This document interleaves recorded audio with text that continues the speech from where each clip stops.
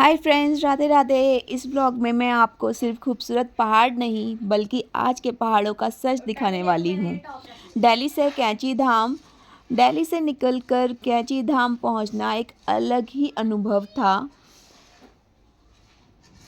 भीड़ थी पर मंदिर के अंदर जाते ही मन को शांति मिल जाती है। कुछ जगह ऐसी होती हैं जहाँ भक्ति शोर को हरा नहीं पाती। मैं और मेरी बेटी निकल गए थे रात को बस लेकर कैंची धाम के लिए और सुबह हम वहाँ पर पहुँचे। वहाँ पहुँचने के बाद हमने वहाँ नहा धोकर पहले मंदिर जाके हमने दर्शन किए। बहुत ज़्यादा रश नहीं था बट अब की बार मैनेजमेंट बहुत अच्छा किया हुआ था उन्होंने कि लाइन में सब लोग गए थे आराम से। वहाँ पे रश बहुत रहता है क्योंकि ये मंदिर बिल्कुल मेन रोड पर है। उसके बाद वहाँ से दर्शन करने के बाद हम निकल गए नैनीताल। और नैनीताल हमेशा खूबसूरत लगता है लेकिन यहाँ भी टूरिस्ट रश का असर दिखने लगा है। यहाँ पर जाके हमने सबसे पहले लिया रूम लेने के बाद हम निकल गए थे लोकल मार्केट। देखिए मार्केट हमने किया, यहाँ स्टेडियम हमने देखा। फिर उसके बाद हमने पूरा पैदल वहाँ पर घूमा था मॉल रोड पे।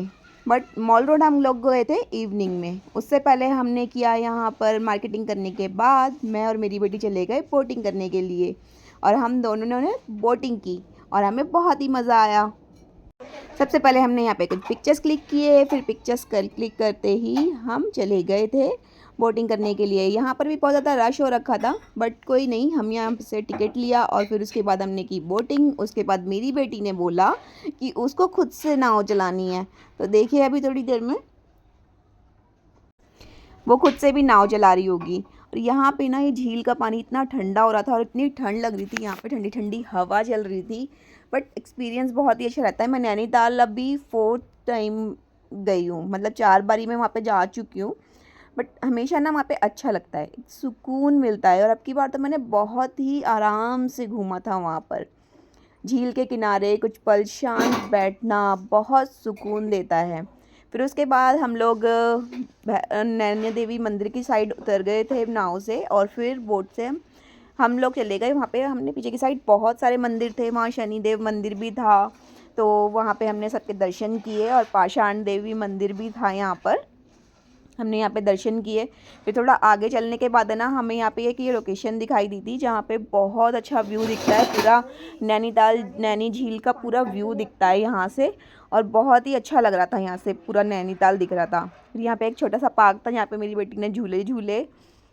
उसके बाद हमें लगी थी भूख और हमने चले गए कुछ खाने के लिए। हमने खाया वहाँ का थुप्पा, जो कि ड्राई थुप्पा था, वो खाया। फिर उसके बाद रात हो गई थी और रात होते होते हम चले गए मॉल रोड घूमने के लिए। देखिए मॉल रोड कितना सुंदर लग रहा है, झील के किनारे ऐसे चलना, पैदल चलो वहाँ पर। और ये कलरफुल लाइटिंग उन्होंने यहाँ पे की हुई थी तो बहुत ही अच्छा लग रहा था। कुछ मार्केटिंग तो नहीं की हमने क्योंकि सब कुछ बहुत एक्सपेंसिव था वहाँ पर।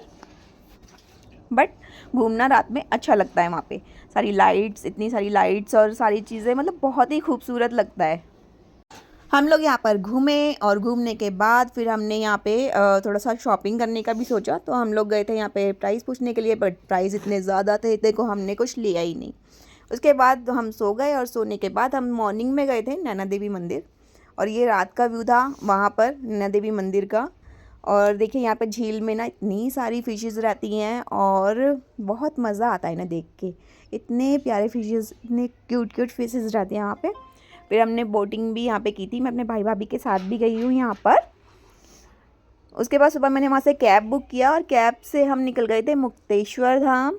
मुक्तेश्वर जाके यहाँ पे हमने माल्टा, देखिए छोटे छोटे बच्चे हैं ना यहाँ पे जूस निकाल रहे थे और वो निकाल के दे रहे थे। वहाँ का व्यू बहुत अच्छा था। और फिर उसके बाद एक एप्पल गार्डन पड़ा था रास्ते में जहाँ से हमें हिमालय का पूरा व्यू नज़र आ रहा था और बहुत ही अच्छा व्यू था वहाँ पे। तो वहाँ से हमने यहाँ एप्पल गार्डन में, यहाँ पे एप्पल के बहुत सारे ट्रीज़ लगे हुए थे, यहाँ से हमने व्यू किया हिमालय पर्वत, जो कि बहुत ही अच्छा लग रहा था। ऐसा लग रहा था कि आसमान में ना कोई क्रिस्टल जैसा कुछ चमक रहा है। देखिए कितना अच्छा व्यू है यहाँ पे।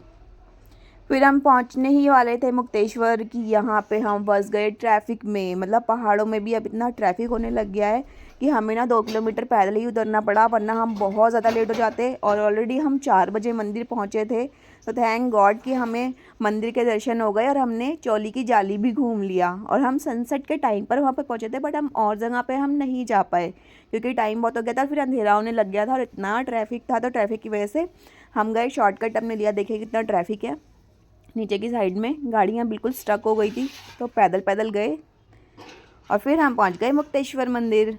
और यहाँ पे जाके हमने किया दर्शन भगवान जी के। यहाँ पे भी 125 आई थिंक सीढ़ियाँ हैं जो चढ़नी पड़ती है, और चढ़ने के बाद फिर हम लोग पहुँच गए थे। तो हमने काफ़ी अच्छे से यहाँ पे दर्शन किया, लाइन लगाया हुआ था सब लोगों ने और अच्छे से दर्शन हो गए। फिर दर्शन करने के बाद हमने यहाँ पे थोड़े से पिक्चर्स क्लिक किए और यहाँ पे देखिए कितना अच्छा व्यू दिख रहा था। यहीं से ना थोड़ा नीचे उतरने के बाद साइड में से चौली की जाली का एक साइड में से रास्ता जा रहा है, तो वहाँ से हम गए थे। और उस टाइम पे